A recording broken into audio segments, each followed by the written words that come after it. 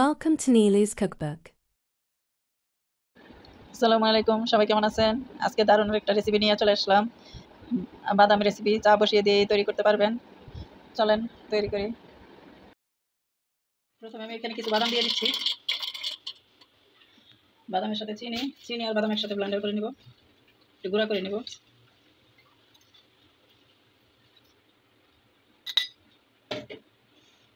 Blender করে নিয়ে আসছি চিনি আর বাদাম, দেখো গুঁড়া হয়ে গেছে।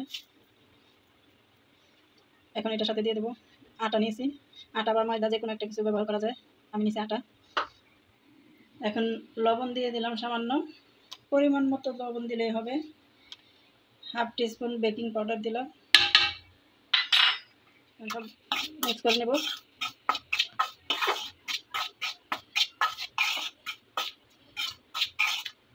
এখন দিয়ে দেবো তেল। তেল আমি দেখি কতটুকু লাগে।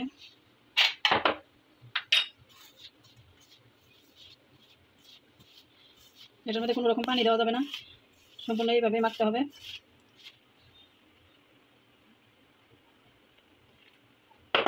বাকি তেলটুকু দিয়ে দিলাম। আমি এখানে হাফ কাপ তেল নিছি।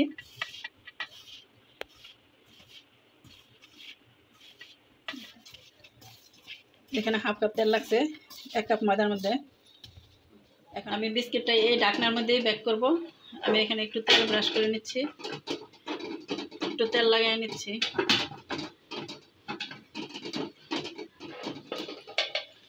আমি এই কড়াইটার মধ্যে বসাই দিচ্ছি ঢাকনা। এই ঢাকনার মধ্যে এই বিস্কিট হবে। আমি এখানে কিছু বাদাম আর কিছু সাদা তিল নিয়ে নিচ্ছি। আদা ভাঙ্গা করে নিয়ে যেতে পারে, নাই এমনি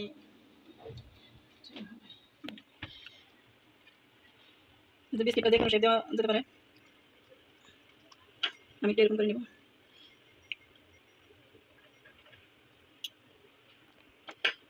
এখন এটা যে বাদামে এভাবে লাগিয়ে নেব। এটা সেটা একটু ঠিক করে নেব। সবগুলো বিস্কিট আমি ঢাকনাতে দিয়ে দিলাম। আসলে একটু আইডিয়া থাকলেই হয়, যে কোনোভাবে যে কোনো জিনিস তৈরি করা যায়। দিয়ে ঢেকে দিচ্ছি 15 মিনিটের জন্য ঢেকে দিলাম। 15 মিনিট পরে আবার চলে আসলাম। এই তো হয়ে গেছে অনেক সুন্দর ও মজার বিস্কিট। একদমই সময় লাগে না, চা বসিয়ে দিয়ে তাড়াতাড়ি তৈরি করে নিতে পারেন এরকম মজার বিস্কিটটা। চা দিয়ে একবার খেলে কেউ ভুলবে না, মুখে স্বাদ লেগেই থাকে, জিহ্বার মধ্যে লেগেই থাকবে, বারবার এটা খেতে চাইবে। আমি তো কতবারই তৈরি করে ফেলছি। ঘরে সবসময় এই বিস্কিটটা থাকলে আর কিছু লাগবে না। ভিডিওটা ভালো লাগলে একটা লাইক, কমেন্ট ও একটা শেয়ার দিয়ে দিবেন। ইনশাল্লাহ আবার দেখা হবে, আবার নতুন কোনো রেসিপি নিয়ে আসবো।